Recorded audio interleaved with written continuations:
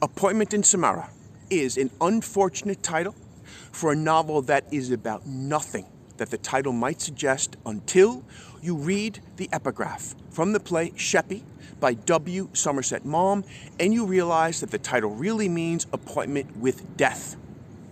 The main character, Julian English, the ne'er-do-well son of a rich, morally uptight hack of a small town doctor, is a disappointment to his parents and gets deeper and deeper into a hole through his own doing, through alcoholism, through philandering, through fiscal profligacy, until he brings on his own demise.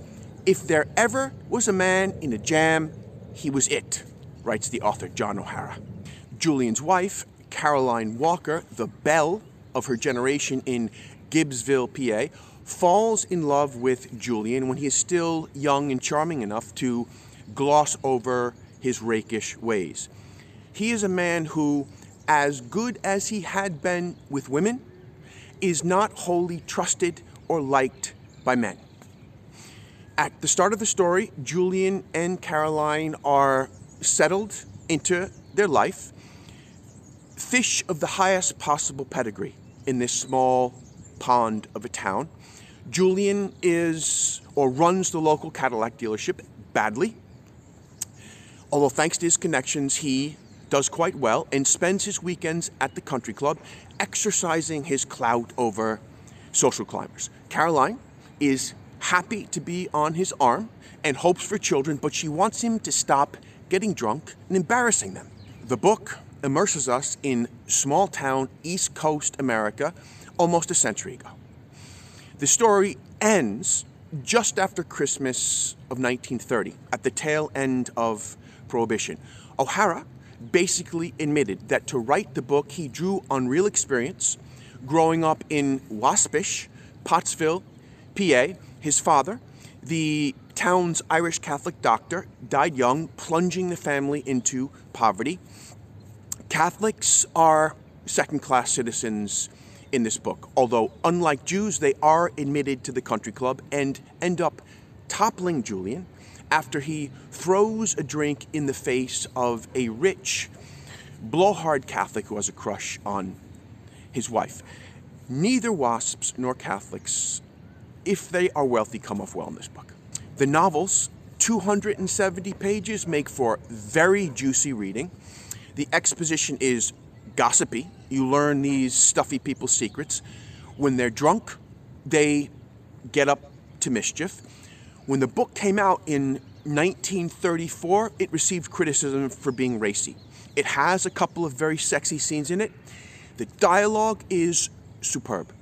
O'Hara, who published more than 400 short stories and more short stories in the New Yorker than any other writer, has a stupendous ear and actually champions dialogue as being the most efficient literary technique for producing true characters.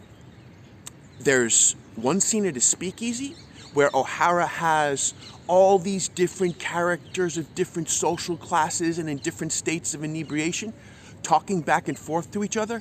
It is unparalleled, and it moves the story along.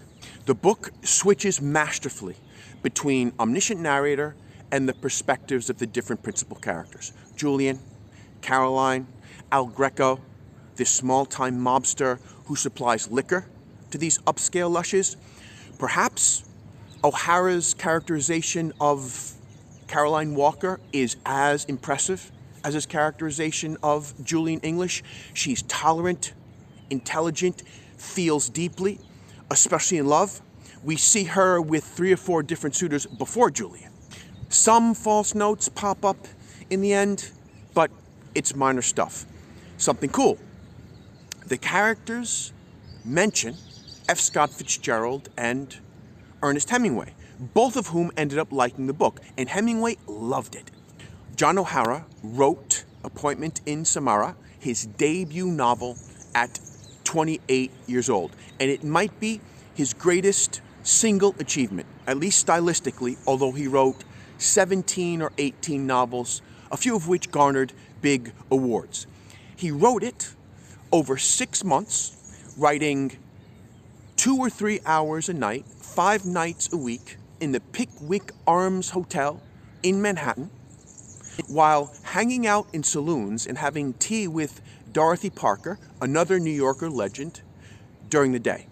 He first envisioned the book as 4 separate short stories, each one revolving around a different character, but aborted that idea and started over. Good decision. Appointment in Samarra is literature at its very best, without being heavy reading at all. Like most great books, a film could never do it justice. Too many scrumptious anecdotes packed into the exposition. To sum it up in a single phrase, it's the story of a spoiled child turned careless man who suffocates under the stigma of increasingly appalling social blunders. It's timeless, I'm telling you.